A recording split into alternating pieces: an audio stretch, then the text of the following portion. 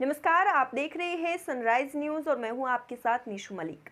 We Serve Infosystem Bharat में cyber सुरक्षा को लेकर कुछ सेवाएं देने जा रहा है, जिसके बारे में कॉन्स्टिट्यूशन क्लब ऑफ इंडिया में एक कार्यक्रम का आयोजन किया गया, जिसमें चर्चाएं की गई है कि भारत देश में साइबर को किस तरह से सुरक्षित किया जाए और किस तरह से बढ़ते साइबर क्राइम को रोका जाए।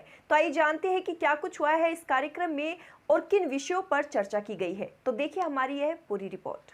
वी सर्व इन्फोसिस्टम भारत में प्रमुख आईटी डिलीवरी अनुभव के साथ साइबर सुरक्षा सम्मेलन साइबर टेक डिवेंचर के सहयोग से V Serve Infosystem private limited द्वारा साइबर सुरक्षा सेवाओं का शुभारंभ किया है। नीति आयोग के अनुसार भारत संयुक्त राज्य अमेरिका और चीन के बाद दुनिया में सबसे अधिक इंटरनेट उपयोगकर्ताओं के मामले में तीसरे स्थान पर है।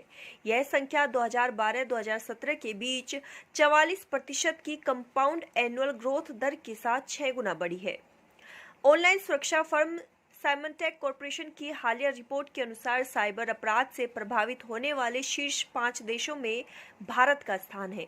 आईटी और आईटीएस के साथ देश के विकास के भविष्य के लिए एसएमई और सरकार के साथ एवं बड़े निगमों और संस्थानों के साथ काम करके भारत को साइबर सुरक्षा और संरक्षण के लिए बेहतर स्थिति में लाया जा सकता है।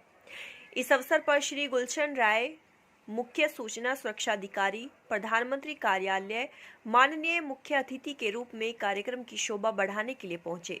Centre for research on cyber crime and cyber law के अध्यक्ष श्री अनुज अग्रवाल ने इस कार्यक्रम में मुख्य भाषण देकर साइबर सिक्योरिटी पर और प्रकाश डाला है।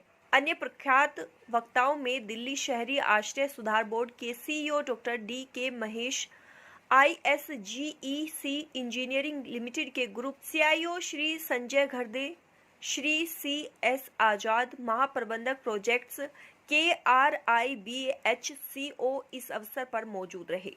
यह आयोजन constitution club of India Rafi मार्ग नई दिल्ली में आयोजित किया गया। भारत में सबसे तेज इंटरनेट का इस्तेमाल किया जाता है और सबसे ज़्यादा साइबर टेक्नोलॉजी भारत में 5वां नंबर है।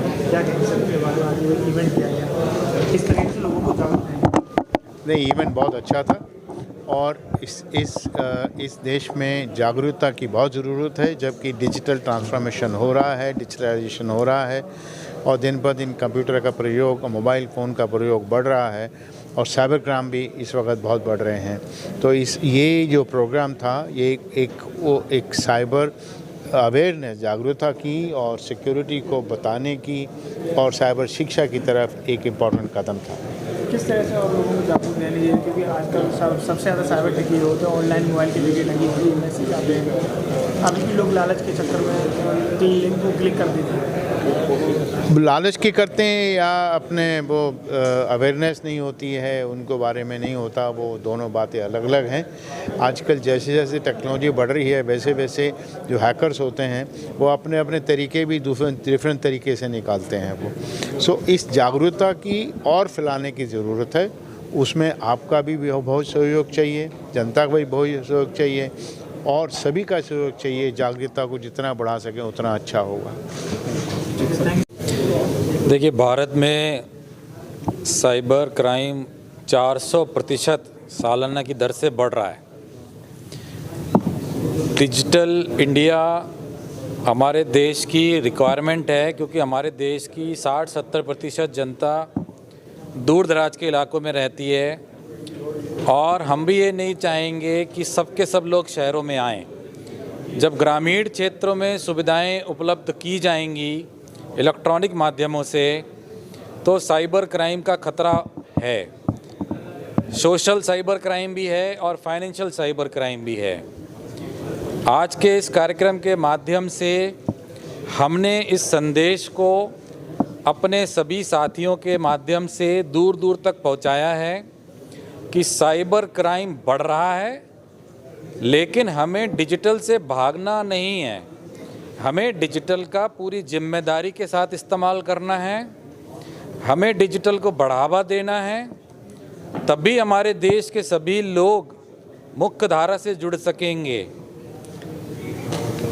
अगर हम डिजिटल का जिम्मेदारी पूर्वक इस्तेमाल करेंगे, देश का और हर व्यक्ति का विकास होगा, फ़ायदा होगा और उसमें जो खतरे हैं उससे हमने लोगों को आगाह किया।